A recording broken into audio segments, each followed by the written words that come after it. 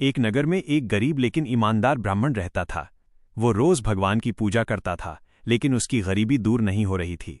एक दिन उसकी पत्नी ने कहा, आप हर शनिवार को भगवान शनिदेव का व्रत और कथा करें, इससे हमारे कष्ट दूर हो सकते हैं। ब्राह्मण ने श्रद्धा से शनिवार का व्रत शुरू किया। वो सुबह स्नान करके शनिदेव की पूजा करता, सरसों के तेल का दीपक जलाता और कथा सुनता। उसी नगर में एक अमीर व्यापारी भी रहता था। वो बहुत घमंडी था और कभी भी शनिदेव की पूजा नहीं करता था।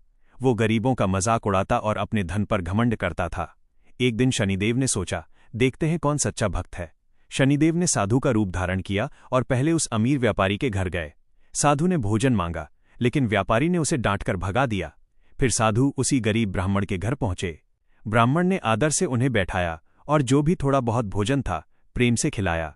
साधु प्रसन्न हुए और बोले, मैं तुम्हारी भक्ति से खुश हूं।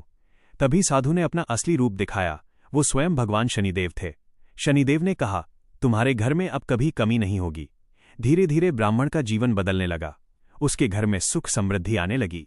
उधर उस घमंडी व्यापारी पर शनिदेव की कृपा नहीं रही। उसका व्यापार धीरे धीरे घाटे में जाने लगा।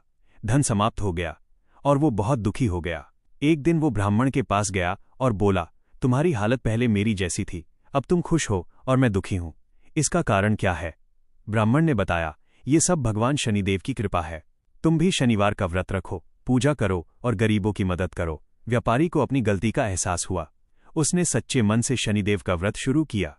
धीरे धीरे उसके जीवन में भी सुधार आने लगा और उसका व्यापार फिर से चलने लगा। इस कथा के माध्यम से हम आपको संदेश देना चाहते हैं कि घमंड कभी नहीं करना चाहिए। सच्ची श्रद्धा और भक्ति से भगवान प्रसन्न होते हैं। भगवान शनिदेव कर्मों के अनुसार न्याय देते हैं।